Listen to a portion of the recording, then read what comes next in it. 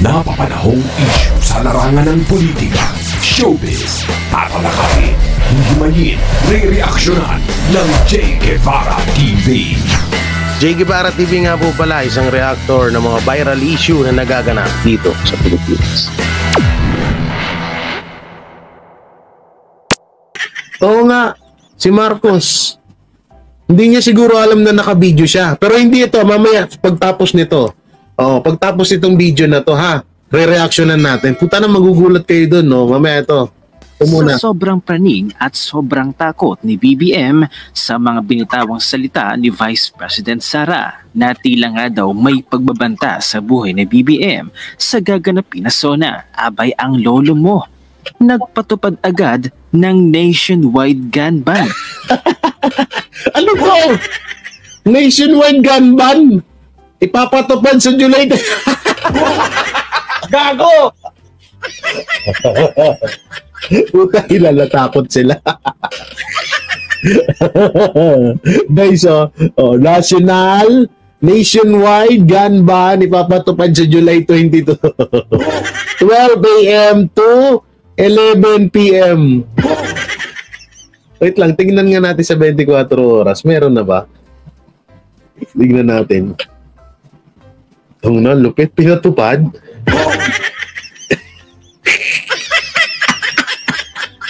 Ay, natakot gago. Bakit kayo natatakot?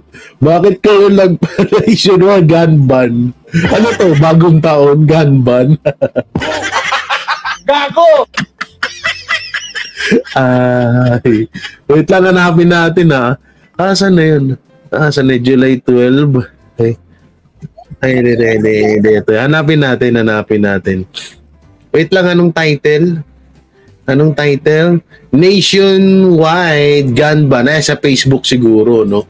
Sa Facebook siguro may kita. Kasi baka sabihin, fake news na naman tayo, no? Kaya hanapin natin. GMA News. So, GMA News. Okay? GMA News. Okay? GMA News, ha? So, hanapin natin. GMA News. Asan na yun? Ito na yung gun ban na yun. Hanapin natin, ha? Para, Agent Morales nahuli sa Baybas Operation? Ay, hindi pala. Agent of National Bureau pala to. Sorry, akala ko Agent Morales. Guys, wait lang, ha? Nasaan na? Hanapin natin. Tingin na. Sobrang takot nila. Takot agad mag-follow. Tayo na nagpagan ba? Bakit ganun ang nangyari sa akin? Natakot ang mga putang ina. Ay, anong nangyari sa inyo? Dodong! Naisipon ako, ha. Nasaan ba? Hindi ko mahanap, guys. Yung nationwide. GMA News. Wait lang, ha. GMA News. Nasaan na? Gun ban. Nasaan na? Wala. Mukhang binura agad, ha. Hoy, nasaan na? Eto, laki-laki, Ngayon, nabalita, ayan, nationwide, natakot sila, guys. Bakit wala na rito? Nasaan na yung nation 10 hours ago? Ang dami kasing post. Ito. MMDA. Ano to? The Metropolitan Manila Development Authority with deploying over 1,000 personnel to assist in traffic. Ito pa isa, guys. In July 22. Ayok. Wait lang, hingin na natin to. Para makikita nyo, ha. Ito. Para nakikita nyo. Ayan, Ayan, in July 22. 1,000, ha. 1,000 yan, thousands personnel to assist in traffic management for the third State of the Nation Address Sona of President Ferdinand Benigno Aquino Marcos. Gago! Oh, lagay na natin na Aquino eh. Parang magkakamag-anak lang naman yung mga yan. Ferdinand Aquino Benigno Aquino Marcos. Gago! Saan na? Wala na. Mukhang binura na, guys. Ano naman to? Oh. Arrest order, Bambam Mayor. Puta na, may arrest order na si Bambam Mayor. Puta ni, talaga tinantanan. Basta spy ka, di ka tatantanan. Asan na? Puta na, di ko na makita, guys. Yung ano, i-type ko na nga lang, naghahanap ako. GMA. Wait lang ha. GMA News. Ano nakalagay? Nationwide gun ban. Nationwide gun ban. Wait lang. Nationwide. Oy. Oh. Nationwide.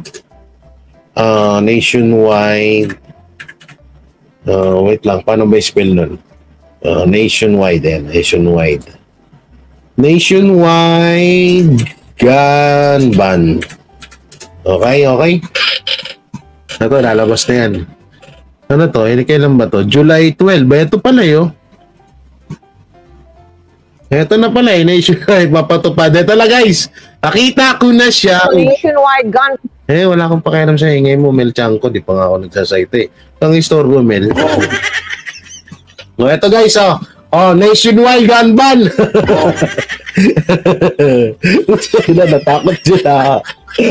Baka pa si baby. May lako po. Gago! Magpapatupad ng nationwide gun ban sa July 22, araw ng ikatlong State of the Nation Address ni Pangulong Bongbong Marcos. Suspendido ang lahat ng permit to carry firearms. Atakot! Akala ko atapang presidente yung bakit atakot? Ay. Wala pala kayo eh. Akala ko ba mahina ang mga Duterte? Akala ko ba wala silang mga winta? Hindi na sila papaniwalaan ng mga tao? Bakit ganito? Ano nangyari? Bakit natakot kayo? Gago!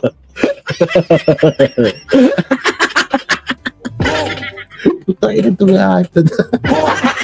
Gago! Sira ulo ang putik. Bigla yung lagpag-hanban. July 22.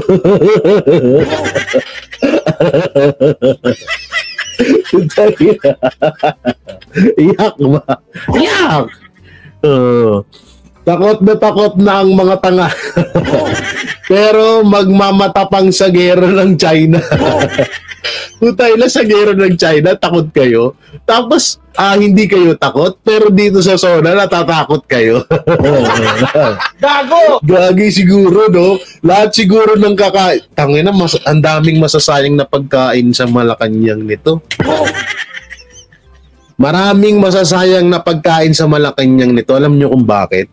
Putay na, hindi naman makakakain ng gusto yung mga tao doon, kinakabahan. Gago! Sabi ko sa inyo, no, para safe kayo, magpa-boodle fight kayo sa labas ng palasyo. Yung Diwata Pares, ilipat nyo sa Malacanang. Magkano lang naman ng ano nun? Bigyan mo lang ng 1 milyon si Diwata, tuwang-tuwa na yun. Gago! Oo nga, yan, tinuturuan na namin kayo ng magandang ng magandang strategy. Puntahan nyo si Diwata, kontakin nyo, bigyan nyo ng 500k, bigyan nyo na 1 milyon, masaya na yun. Gago! Oo, nako, sabi nyo, pumesto lang kayo doon, lahat ng mga tao, bigyan nyo ng pares. Ay, nako, kahit ako pupunta mismo ako. Gago! Kasi baka pumunta yung mga tansu vlogger doon, gustong-gusto ko na silang makita. Gustong-gusto ko na silang mayakap. Lalo na sila Chris Ulo, yan, sila Gurang Toits, sila Libag. Gustong-gusto ko na makita yung mga yan. Balay nyo, diba? Pag may ganung programa kayo sa labas ng Malacanang, andun din sila, puta na pupunta agad ako doon. Pupunta kami nila Banat Bay, paging, nandiyan ka ba? Pupunta agad kami ni Banat Bay dun. Oo, gusto namin magpa-picture sa yung mga sikat yun eh. Ay, wala akong sinasabi kung ibubulsa ba yan. Jay, sa zona ni BBM, lalabas na ng bansa. Sa susunod na zona, ay baka nga, 2,000 lang pala nung 200k lang pala nung si PRD. Nung huling zona, 200k. Pero yung una, umabot ata ng 4 million. Hindi ko tukoy. Kung basta 200k lang yung nabasa ko. Pero tignan mo, kaya 20 million, no? Hindi kasi ginto kasi yung wine dun. Yung kutsara, ginto. Siyempre, baka mamaya may magka-interesado, mga senador, ibulsa yung mga kutsara, may ginto yung mga gagamitin doon, kaya 20 million. Gago! Asum na lang doon si BBM sa zona. So ibig sabihin sa TV na lang siya lalabas. Gago! Okay, tuloy natin to. Arms outside of residence. Pagpatak ng alas 12 ng hating gabi ng July 22. Wala man nakikitang bantay, hindi raw magpapakasiguro ang PNP. 22,000 pulis ang ide-deploy. Gago! Bakit nagkaganyan? Ang tanong sasagot ko. Para magbantay. Gago! Wala.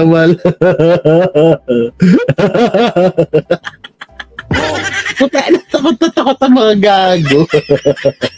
Kawawang nilalang. Bakit nagkaganyan? Putangin na nyo. Akala ko ba matatapang kayo? Ito yun, no? Sa July 22, araw mismo nagaganapin ang SONA at hindi yan fake news. Ayan, Pinalita pa yan fake mismo news, ni Chanko. Pinalitan ni Mel Chanko yan, ha? Baka sabihin nyo, fake news kami. 4 oras. Kaya naman ng mga netizens abay napareact. Bakit daw sa mismong araw lamang ng SONA ipapatupad ang nationwide gun ban? Oo nga, ba't sa araw na? Gun ban kasi SONA puro bunganga lang. Walang nagawa, puro ayuda. Ang mga bobo, binigyan ng sardinas, okay na. SONA steak, handa ng mga buhaya. Sa 2 years, parang puro project ng Duterte admin ang ibinibida niya. At yung ito yan, totoo yan, kagaya ng sinasabi ko kanina. Yung mga tulay, yung ibang mga project ngayon na ibinibida ni Marcos at ni Tamba, putay na, project pa ni Tatay Digong yan. Naiwan yan, hindi inabot ng termino niya. Uulitin ko sa 100% na matatapos na yung project na yun, 5% na lang po ang natira kay Marcos.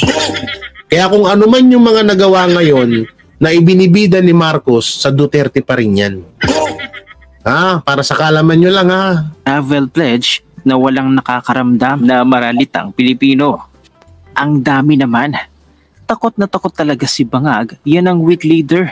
Ang daming bantay. Sana lahat ng military, police, galing sa iba't ibang probinsya, pinapunta dyan sa Manila.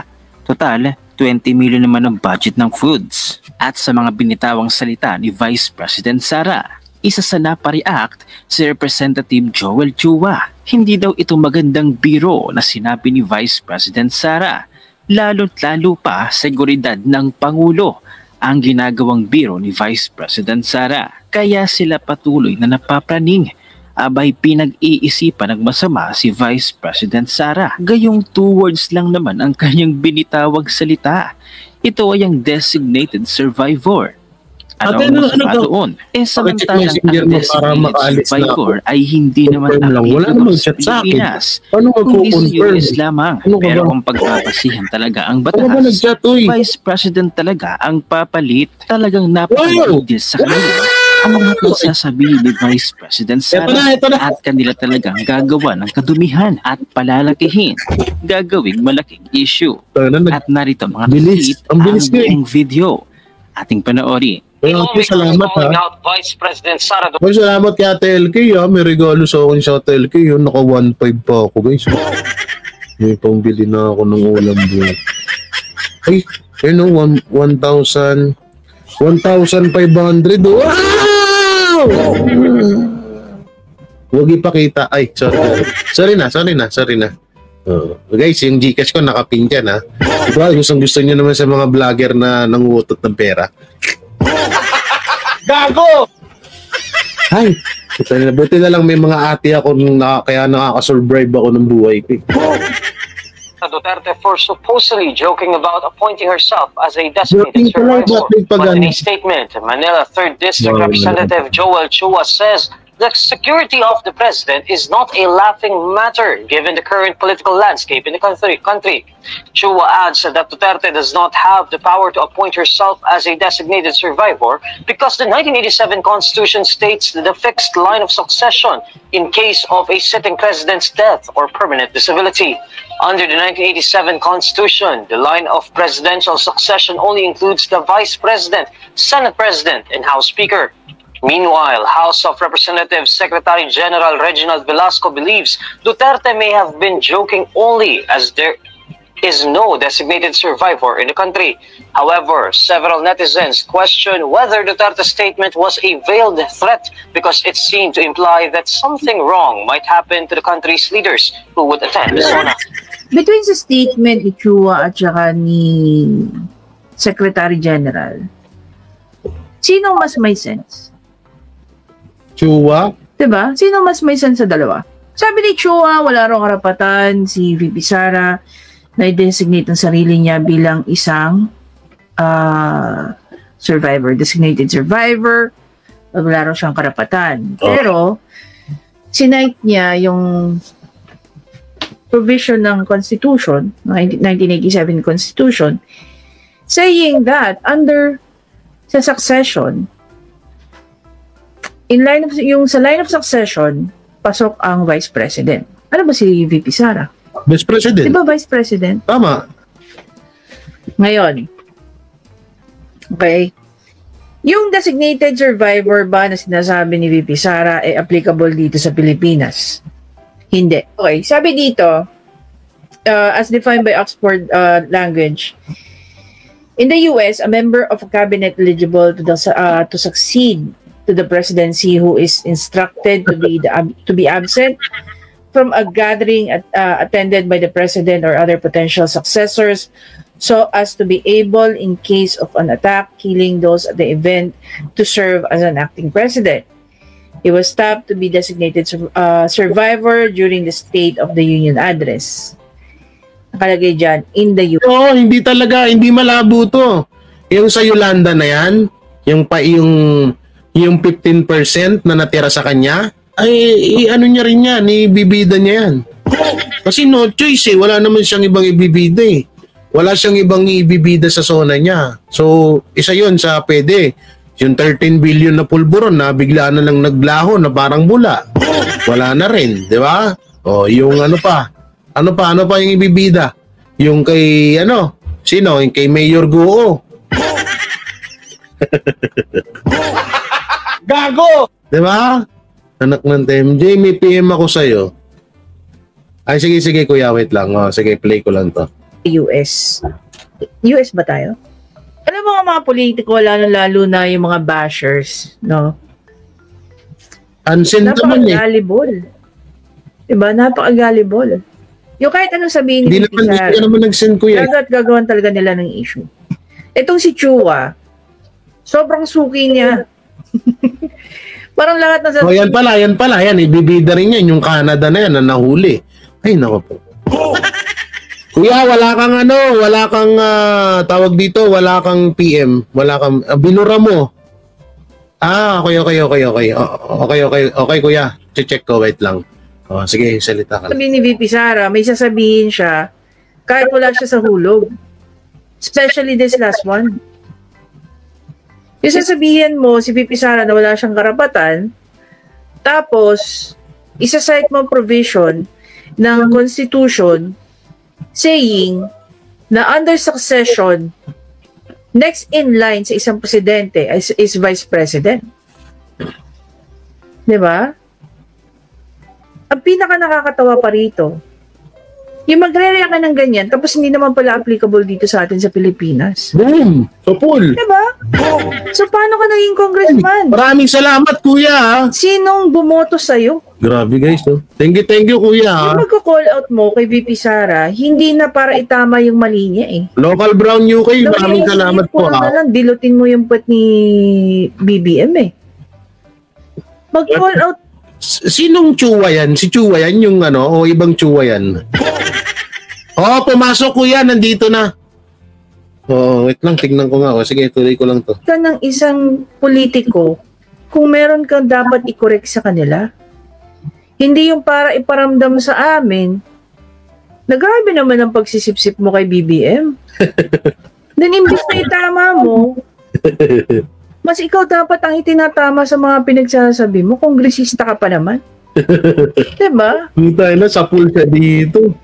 Pero ang tanong ng batikang journalist, ito pa, mas lalo dito kay Sir Jason Sa. Sonsa, nakakabuti pa o nakakasama ang SONA na gagawin ni BBM? Nakakabuti o nakakasama? Sige, tatanungin natin dito. Sa 400 viewers, na makakabuti ba sa bansa natin ng SONA, lalo't may 20 million na budget yan?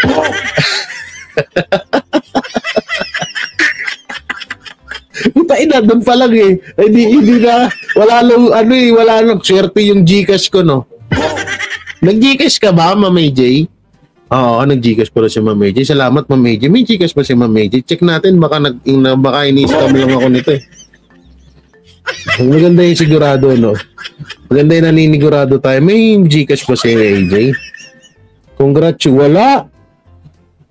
Wala naman eh. Siya, meron. Meron pala. Ito. Nandito nga, nandito. Meron pala. Meron nga. Swerte yung Gcash mo, no? Sige na. Salamat na. Thank you na. Ito ay patay kayo kay Brothers Travel. Sabi ni Brothers Travel, Jay, pag-usapan yung Data Privacy Act 2022. Saan? Ngayon, mamaya? Aakyat ka ba? Sige, mamaya, boss. Anuin ko lang to. Hindi kasi ako marunong mag-share dito kung paano kayo paakyatin. Eto, pag-usapan mo natin. State of our nation, bagong Pilipinas, nakabuti ba o nakasama ba? Marami-rami na rin ang nagawa ng manifestation sa nakalipas na 2 taon. Number 1, ipinangakong 20 pesos bawat kilo ng bigas. Malabo pa sa sabaw ng pusit. Sobrang pagmahal ng bigas sa pamilihan. At dahil yan, hindi na mahirap mag-dieta. Minsan ka nalang kakain sa isang araw hanggang sa mga yayat ka, magkasakit at tuluyang matigok. Hindi, alam ko ito maraming mabubuisit, hindi lang Duterte supporters, kundi buong Pilipinas mabubuisit sa SONA ni Marcos. Alam nyo kung bakit? Malamang sa malamang may mangyayaring haka-haka dito sa SONA. Gago! Hindi, ito totoo yan. Malamang sa malamang may mangyayaring haka-haka na magtataka tayo na, may napatubad bang ganon? May napatupad bang ganito? Hindi, malamang sa malamang may gagawin yan. May gagawin yan sila na, eto, pinatupad, ganito, ganyan. May mga pinatupad na ganito. Hindi na puro sila target. Ewan natin, malapit na ang July 22. Number 2, linggo-linggong pagtaas ng produktong petrolyo tulad ng gasolina, diesel at LPG. Hindi na rin mapigilan ang pagtaas ng pamasahe at bayad sa kargamento. Dahil dyan, mapipilitan tayong maglakad na isang uri ng exercise, which is good for our health. Maaari mo na rin pasalin iyong paninda o pinamili mo patungong bayan o bahay. Baka sa totoo lang, itong sinabi ni Sir Jason Sa, yung mga 1950, 1960, 70 na mga nakasanayang gawin ng Pilipino, na yung mga paninda binubuhat papuntang palengke, baka mangyari ulit ngayon. dahil sa patuloy na pagtaas ng gasolina sa bansa natin, baka yung katulad yan, yung mga mangingisda, baka buhatin na lang, o yung mga nagtitinda ng isda, mga naglalako. Ako kasi dati, naglalako ako ng isda, pero pasan-pasan ko, bit ko yung bawat timba ng isda na dala-dala ko. So baka mangyari ulit yun.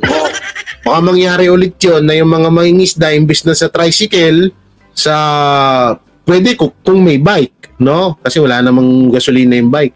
Baka mangyari nga ulit yun, kaya tama nga itong sinabi ni Sir Jason. So maganda naman yun dahil exercise naman yun, which is good for health.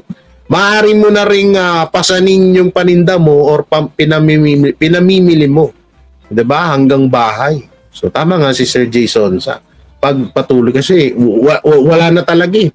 Parang ayoko na ring umasa na Parang ayoko nang umasa na tag dito na may may papatupad pa ba ang administrasyong Marcos? May papatupad pa ba yung naipangako? Wala na rin ako eh. Tsaka una-una nasa Inquirer nasa news, nasa mga sikat na mga social media platform, social media website na ang Pilipinas, ang Marcos, ang tiwala ng tao dun sa mga pinangako niya ay 4% na lamang po ang tiwala ng tao or naniniwalang maipapatupad niya yun.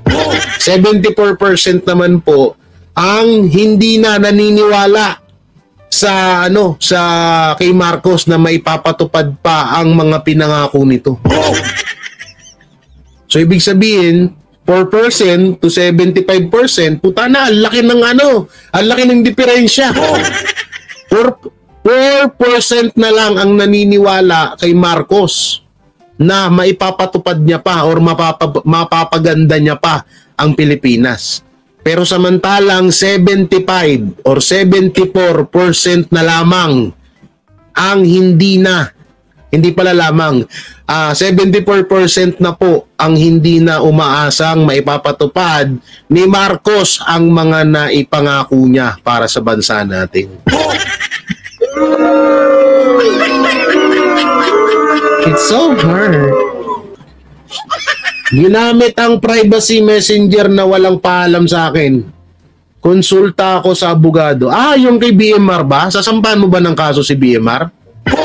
Oo, kasi nilabas yung conversation mo, no? Oo, pati ikaw dinamay eh.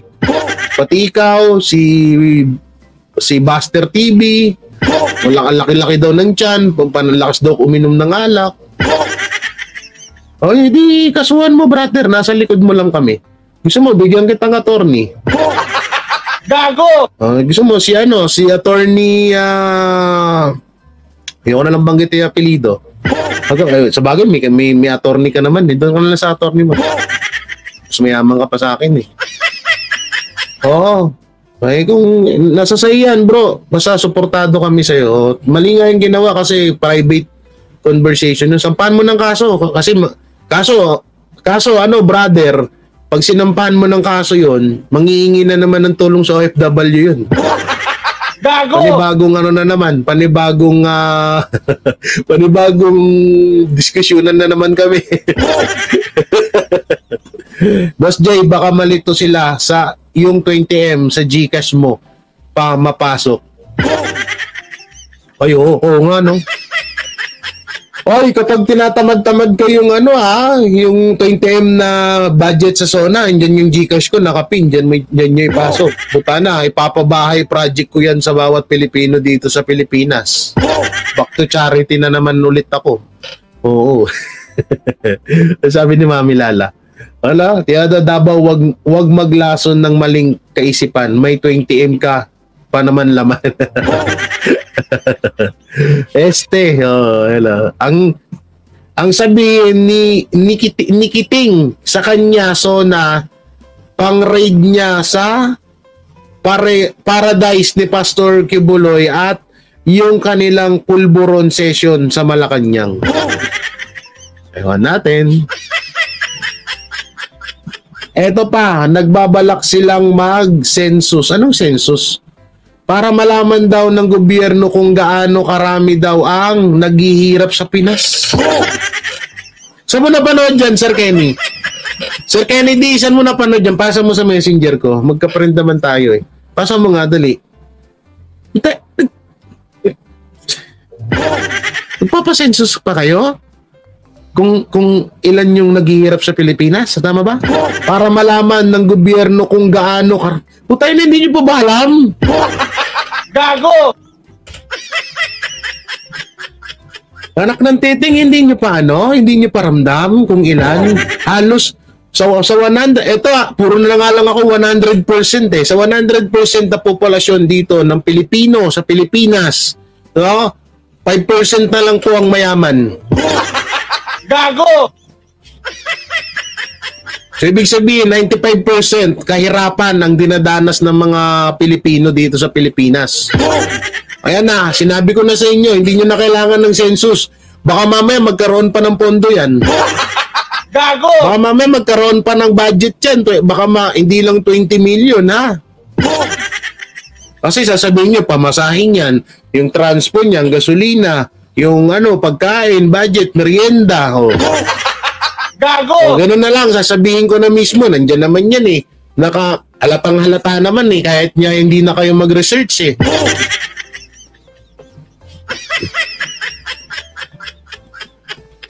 Sa 100% na populasyon dito sa Pilipinas, 5% na lang po ang mayaman. At 95% po ang mahihirap. Putay na, ibig sabihin na naniniwala kayo sa sinabi ni Gadon, nakakahaka lang ang kahirapan dito sa Pilipinas?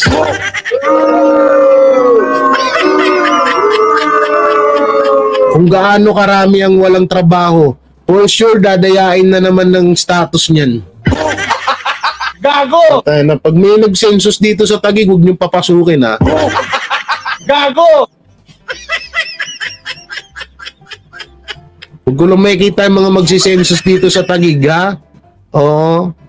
Nagulat ako, bawal yun talaga. Hindi, bro, ikaw bahala dyan. Nasa likod mo lang kami. Oo. Suportado ka namin dyan. Boss, kailangan nila ng datos para ipasok ang Smart Magic. Alam na this. Hindi, wala na akong pakialam dyan si Smart Magic na yan. Manalo ang Duterte. Wala na akong pakialam dyan. Kasi alam ko naman gagawin nila yan eh. Tsaka hindi ako kinakabahan. Alam ko, manalo man o matalo ang Duterte, alam ko na binoto ng sambayan ng Pilipino ang mga Duterte. Kaya kung sakali man nadayain nila yun, nasa sa kanila na lang yun. Anak ng teteng, sinend mo, nasend ko na Jay. Kung tayo na magpapaano kayo, tawag dito, magpapa-census kayo para i-check kung sino yung mga walang trabaho sa Pilipinas. Anak ng teteng naman kagubo. Anak ng teteng katarantaduan nyo naman. Anong klaseng merong utak kayo? So, ibig sabihin, pinapaniwalaan nyo yung sinabi ni Gadon. Pinapaniwalaan nyo yung sinabi ni Gadon. Ito yung video. Putulin na natin to kay Sir Jason sa. Salamat sa iyo, idol. Ito yung video ha. Wait lang, paano ba? Ito yung video. Anong oras dito sinabi? Ito. Saganang si ano man pangalan nito? Nakalimutan ko. Nating nakita na malaking bagay para sa kanila yan. Opo. Malaking tulong na sa kanila yan.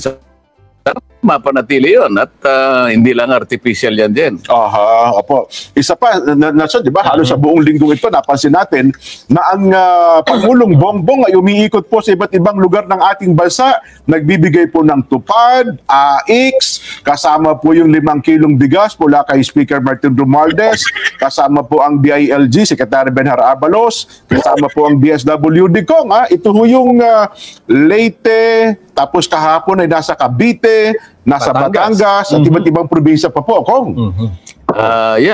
Nababalitaan ko rin yan dyan. Ang totoo niyan, paminsan-minsan, nakakasama ako dyan. Opo. Sa pamimigay ng iba't ibang pagtulong sa ating mga kababayan, lalo na po yung mga tinatamaan ng mga sektor. Ano tong mga struktura na to? Ano yan? Para sa magsasaka. So, yan maganda yan. Goods yan. Palakpakan. Yan, okay yan. Walang mali din sa ginagawa ni BBM. Yan, yung mga struktura na yan. Okay yun. Kamukha niyang mga magsasaka. Halimbawa, dahil nga sa uminit bigla ang panahon natin, kinakailangan mabigyan ng pangunang tulong o lunas ang ating mga kababayan magsasaka at mga peacer po. Opo. At aywan ko lang. Ba't ko konti? Corn program. Total amount, 3 million. Baka kasama na yung mga truck, no? Wait lang. Hindi naman nagkakahalaga ng 3. Ang mura naman yan kung nasa 3 million yan. Guys, nakikita nyo yung nasa tarpaulin. Yan Ang nakalagay is corn program. Ang total amount ay, bakit may total amount pa? Hindi, ito 3,765. Ano ba to? Million o trillion? Billion. Billion ba to? 3. Ito. Ano ba yan? Billion ba yan o million? Kasi kung para sa corn, 3 million, alanganin, kukunti lang eh. Tapos kung kasama yung mga traktura, kapos naman tong 3 million, yung ang mahal ng mga ganyang traktura. Ano bang tatak? Kuboto. Search natin, Kuboto. How much the Kuboto? Sana baka inidoro ang kakalabasan nito Kuboto. Price. Price list. Ito yung Kuboto, guys. 7,000? Mura lang siya. Tama ba? 200k ang Kuboto na istruktura. Mura lang. Guys, may 200k ba na ganito? Yan yung nandun Nakita nyo ba yan? Makalikot kasi yung mata ko kaya nakita ko Ayun yung nasa gilid, corn program. 3 million ba yan o 3 billion? Anong nakikita nyo?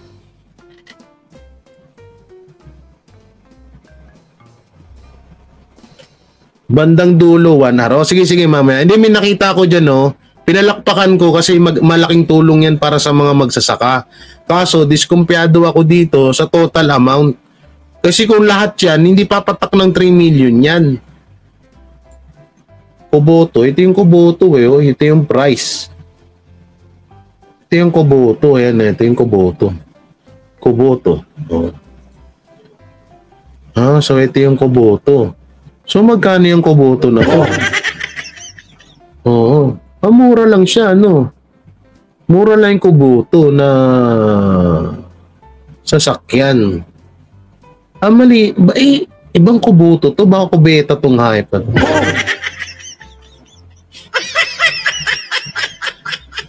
Posible naman. 200k ang isa. 3 million, 3 million daw. Kasi kung 3 million tong nandito, tapos plus yung mga equipment, nandun, may mga truck na yan, kulang yan 3 million na yan. Puta na, mamahal yan. Kuboto, ano kaya to? Wala kasing nakalagay.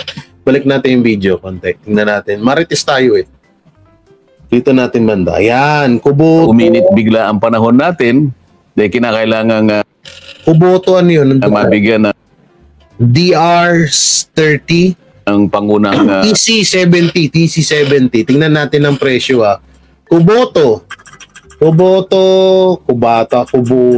Kuboto dapat, hindi Kubata, Kuboto DC Pro price 70. So eto siya, guys. Eto siya. Kubata pala, Kuboto. Kung tayo na, guys, 2 million. So, ibig sabihin, guys, wait lang kung tayo na, nagulat ako dun Eto siya, wait lang stop sharing. Eto siya, guys. 2 million pala yan. So, ano yun? Sa corn lang yung nasa ano doon? Corn lang ba yun? Ayan, Ayan po yung traktura. 1,500,000, 1.5, 50,000 ng presyo ng isang Kuboto. So kung yan siya. Ayun yun, DC-70. Ayun yung ibinigay sa mga magsasaka. So, kung babalik tayo dun sa nakapaskil, ayan yung price PH nakita nyo na, PH. Okay? Kung babalikan natin to, kung babalikan natin, tingnan nyo alanganin. Bisto na naman. Okay na, pinalakpakan ko na, natuwa na ako kasi para sa mga magsasaka Pero nagulat ako na bakit may ganun din. Kinakailangan mabigyan ng pangunang tulong o lunas ang ating mga kababayan magsasaka at mga peacer po. 3,765,200,000. 3.7 ang halaga ng corn program. Ayun lang Hindi Jay, baka meron pa, baka merong hindi ibinaba sa trackway. 3 million na agad dyan, yung corn na yun. Grabe naman. Ano ang gintong mais? Gago! Ayan Kaya sabi ko, kung 3,000 kasama yung kuboto na yun, yung kubata, hindi kakasya sa 3 million yan. Mahal-mahal nun. Di ba? Harvest po yan. Ano daw? Yung 4% Jay na naniniwala yung mga vlogger at loyalist. Mga nakadikit lang naman sa administrasyon na nagbigay. So harvest daw to. Harvest ba yan? Harvest. Total amount. Harvest. Di ko gets. So harvest to. Hindi to binigay. Ang alam ko kasi, ibinigay to para pangtanim ng mga magsasaka itong corn program. Yan ang alam ko. Pero kung harvest yan, malabong harvest yan. Di nga, Ma'am Gemma, harvest ba? Harvest po yan. Ayun Harvest ba yan? So kaya, yaman na nga. Hindi naman nabago yan kung umupit sila dyan. 1 hour ba yun, Kenny G? 1 hour. 1 hour. Nasa bandang dulo, 1 hour. 1 hour Fix natin ng 1 hour. Baka ito. Hoy, tayo na bakit may SB19 dito? Sa Lucky Me Seafood Shrimp Tonkotsu, available in cup and in Bakit may SB19? Bakit na SB19 to? Hindi porket mga kamukha ko kayo, lumalabas kayo bigla sa video ko, ha? Huwag kayong ganyan. Walang bastusan. Mga bastos kayo Hindi porket mga kawig ko kayo, ha? Sa ating pagsagawa ng ating 2024 Passion at CBMS, yung pag-iingat, yung security ng ating mga inyo po, ang ating live po sa amin. Ito na guys. Ito. Gagawa ng census. Ay, naku. OIC Assistant National Statistician ng PSA. Sir Joseph, napapanood po kayo sa Net25, napapakinggan po sa Radyo Agila, live po sa aming mga social media account. Ako po si Jen, kasama po si Nelson, kasama rin po natin ang Kong Dante Marcoleta. Sir Joseph, magandang hapon po. Ang sinasabi ko, ma'am, yung corn, yung mga pananim, yung ipangtatanim, hindi yung pang-harvest, hindi yung truck. Alam ko po na pang-ani po yun ng palay. Alam ko po. Ang tinatanong ko po, kasi ang amount daw ng mga buto na ibibigay sa mga magsasaka nasa 3 million. Ayun yung kinwestiyon ko. Oo nga, kubuta nga. Oo nga, sorry nga, kubuto basa ko Kubuta pala. Sorry na. Sir Jen, magandang hapon Sir Nelson at magandang hapon sa lahat ng mga tagapakinig sa saganang mamamayan ng Net25. Sir Joseph, gaano na pong handa ang PSA sapagkat tila yata by Monday na, no? Magsisimula na po yung pag-iikot ng ating mga enumerators. Handang-handa na po ang PSA, sir. Sa kasalukuyan, tayo po ay nagtatapos ng ating mga pagsasanay sa ating mga enumerators. So handang-handa na po para ma-deploy ang more than 70,000 na mga enumerators starting Monday, July 15 hanggang September 15 po. Ang ating gagawing 2024 Census of Population kasama ang community-based monitoring system. Gaano po kaingat ng gagawin natin ito at ano ang ibinibili natin sa ating mga enumerators para una, maingatan din po yung kanilang seguridad? Tamang-tama po, sir. Kasabay po dito sa ating pagsagawa ng ating 2024 POPSON at CBMS, yung pag-iingat, yung security ng ating mga enumerators na lalabas at kakatok sa mga bahay-bahay. Hindi lang yung physical security at kasama rin din ang pag-iingat din doon sa mga datos na kukunin natin. Ang ating pong mga enumerators at lahat po kami sa PSA para sa gawain ito ay meron po kaming oath of data privacy. Ayun. So meron pong data privacy and security protection, safeguarded po ito at hindi po kami nababahala at kami po ay nakikiusap sa lahat at huwag po kayong mababahala yung ating mga respondents, ang ating mga households na yung ating po mga information na kukunin ng ating mga enumerators. Eto okay lang naman na mag-census. Pero puta na, hindi pa ba nahalat? Sana puro ano yung gobyerno natin, wala sa ayos eh. Magsasagawa ng national census mula July 15 hanggang September 15 para mabilang daw yung mga taong naghihirap at walang trabaho. Hindi pa ba halata? Tanginang yan. All safe, meron po tayong confidentiality. Tapos, nagkaganito nga, so sinensus, nalaman, so, ano na, tapos wala namang kakainatnan. Gago! Sige, sabi nila, sorry na, edi antayin natin kung meron man bago tayo magsalita. Provisions at secured po ang mga datos na ito and these are covered din under sa Data Privacy Act. Sir Joseph, si Nelson po. Nelson. Paano po ang gagawing pagtatanong? Kasi ngayon may gadget na, di ba? Pwede nang online at pwede na lang sila rin nang magsagot. Kasi noong araw, may ballpen at notebook na sinusulatan. Sa panahon po ngayon, papaano po, sir? Calculator. Yes, sir. Sir Nelson, ang ating pong data collection ngayon ay meron po tayong true copy. Ang tawag po natin dyan ay computer-assisted personal interview. Gagamit po tayo ng tablet. Tama po, gagamit po tayo ng gadget. Doon sa gadget na to, meron po tayong application, yung ating questionnaire para sa POPSEN CBMS. So doon po natin i-encode. No, hindi ako magpapasensus kasi baka malaman ng administrasyon kung nasan ako. Nakipag-gurgur ako. Gago! No? Hindi ako magpapaganyan, guys. Oo. Bahala kayo dyan. Tigilan na natin yan. Punta na, kalokohan yan. Hindi pa rin pala ramdam. Hindi pa sa tinagal-tagal ni BBM na wala namang ginawa dito sa Pilipinas. Anak ng teteng. Hindi nyo pa na hindi nyo pala alam na naghihirap, kung ilan ang naghihirap, kung gaano kadami ang naghihirap sa Pilipinas. Walang trabaho, anak ng teteng na.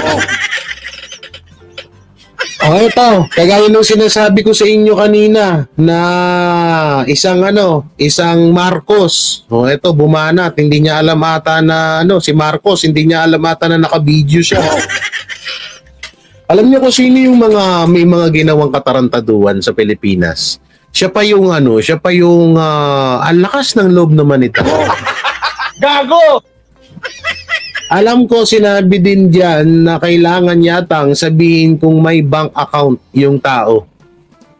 Di ko lang sure at kung may kulong or penalty yung ayaw magpa-census. Totoo? Well, balikan nga natin. Totoo ba, Sir Kennedy? Kennedy tuloy. Totoo ba yun? Tingnan ko nga. Tunginang yan. Uy, saan na? Totoo ba?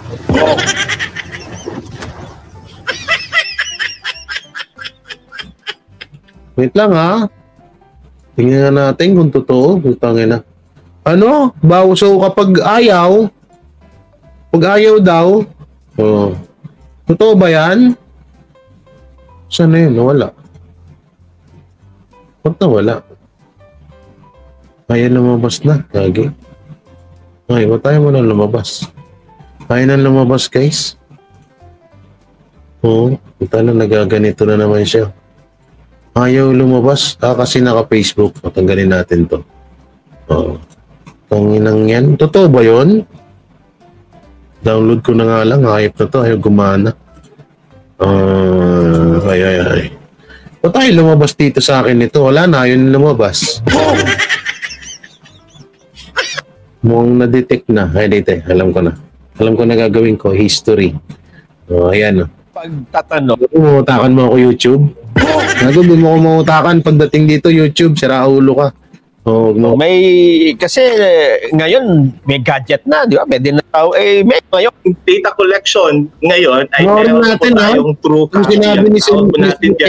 computer-assisted personal interview. Gagamit po tayo ng tablet. Tama po, gagamit po tayo ng gadget. Doon sa gadget na to, meron po tayong application, yung ating questionnaire para sa POPSEN CBMS. So doon po natin i-encode yung mga information na makukuha natin sa ating mga respondent households. Meron din tayong paper-based, the usual na... Kung kukunin nila yung bank account, ano ba? Bank account ba? Bank account at kung hindi ibigay, kukulong or may penalty, yung ayaw magpa-census, punta na para saan to? Pag ayaw ng tao, ba't pipilitin? Anak ng timang. Questionnaire, yung traditional, para doon sa mga areas na mahihirapan tayong mag-connect para doon sa ating gagawin na computer-assisted personal interview. At meron din tayong tinatawag na self-administered questionnaire. Ito po ay iniiwan po natin sa ating mga respondents if ever na mag-u-opt po sila na po ang sasagot. So ang self-administered questionnaire po ay meron pong mga instructions kung paano nila sasagutin yung ating mga questions at nakasama na rin din doon yung questionnaire mismo para sa census na ito. Doon po sa mga bahay na madadatnan nyo na walang tao, paano ang gagawin? Para sa mga bahay kasi hindi talaga maiwasan, lalo na dito sa urban centers na nagtatrabaho sa araw, magsiset po kami ng appointment, sir. So meron po kaming callback at tinatanong po namin kung may maiwan man kasama member ng household. Nelson, Si Richard po, Richard. Si Joseph. Long time no see. Siguro mga 12 years ago, palagi kaming nag-uusap. Lumang building na walang parking. Magagamit yung census na ito, magagamit yung CBMS. Tama ba ako? Itong ating gagawin, nakasabay sa Census of Population, ito yung first na nationwide na rollout kung saan lahat po ng ating mga LGUs ay kasama sa tali, but just the same po dito sa CBMS. Ayun, alam mo, Joseph, kanina, bago ka namin nakausap, ay pinag-uusapan namin, tinatanong ako nitong dalawang kasama ko, ano ba yung kahalagahan ng bakit pa tayo nagse-census? Gastos lang yan eh. Meron na tayong national ID. Nasabi ko sa kanila, alam niyo ang ating pamahalaan, hindi makakagawa ng isang magandang plano o kaya makakapaggawa ng mga programang pang-sosyal, pang-politika, pang-financial, lahat ng programa kung wala silang mapagbabatayan na mga updated na impormasyon na makapagbibigay ng malaking tsansa ng success. Kasi kapag hindi evidence-based, mawawala tayo, lalong-lalo na sa isang planong komprehensibo para sa kinabukasan ng ating bansa. Tama ba yung akin? Okay, nagigets ko yun. Okay, tama naman may point naman dun si Marcoleta. Marcoleta ba? Tama ba apelido nito? Marcoleta? Ay, magsalita kayo dyan. Marcoleta ba? Oo. Marcoleta, sana. Marcoleta. Tama ba, no? Marcoleta, no? Okay, play natin. Aking pagpapaliwanag, Joseph. Marami pong salamat. Tama po. Ayan, pagkatapos kanina ay tinatanong niya, paano yung mga hindi na dadatnan? Baka pwede namang pwedeng tanungin yung nasa kanto na sabi ko, hindi nila ako gagawin yan, babalikan nila talaga yan. Kasi ang gusto nila, hindi yung marites, kinakailangan nakatama lahat ang mga itatanong at datos na makukuha nila sa lahat ng mga tinatarget na kabahayan dito sa ating bansa. Okay. Tama po, Sir Gong. Hanggang September 15 naman po tayo. So, kailangan naming balikan para makonvince, makuha namin ang information na kailangan makuha namin sa households na yun. Congratulations sa Joseph. Ikaw pala ay meron ng isang responsableng posisyon. Dati nung tayo unang nagkita, pakapi-kapi lang tayo.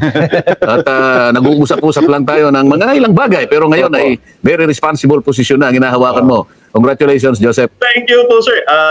Tayo po ay magpa-census ng panahong yun. 2015 Census of Population pa po yun. So ngayon, 2024 na po. Kaya nga.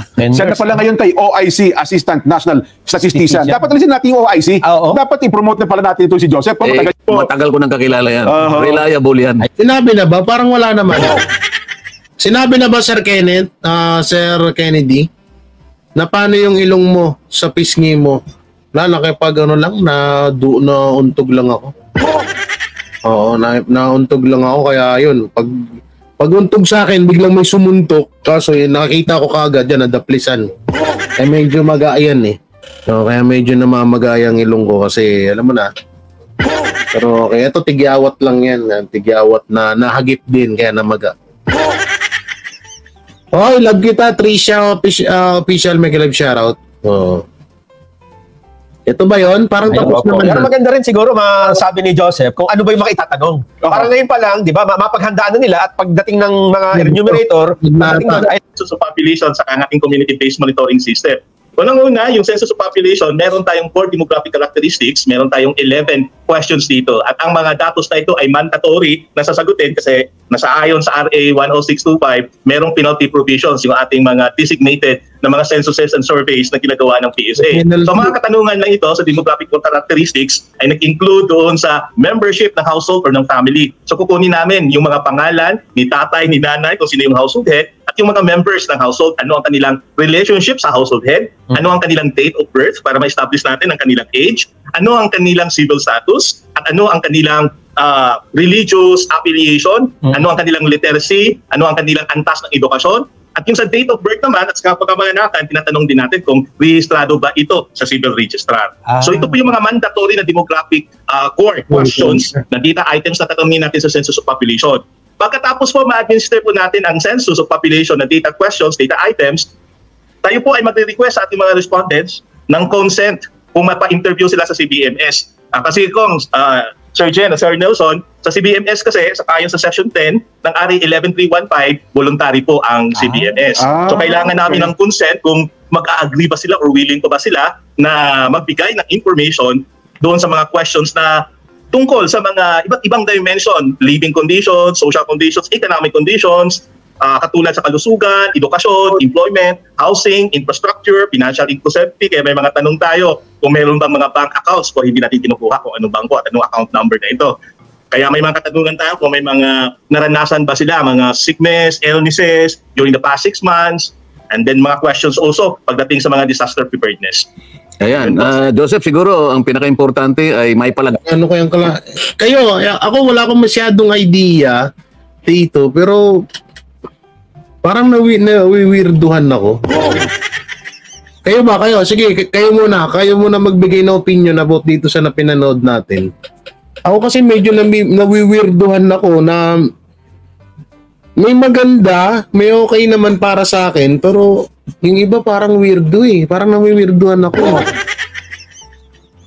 Masaya na naman ang buhay. Nakita today, Jay.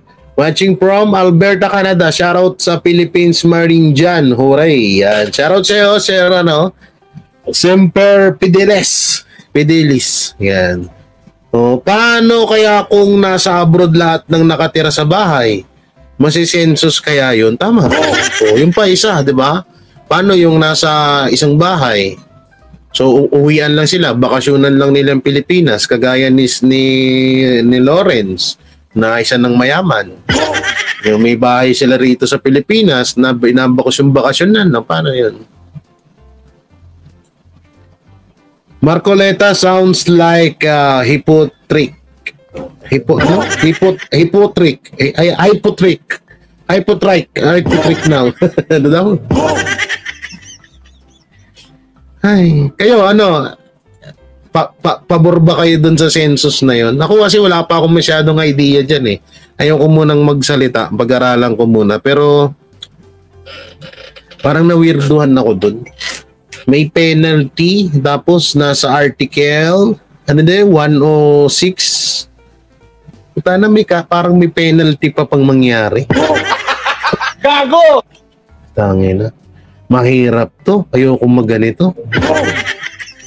Oo, hindi ko inaano yung pangalan ko dito kasi baka malaman kung nasan ako, ipag-gurugur ako dito. Gago! Mahirap na, no?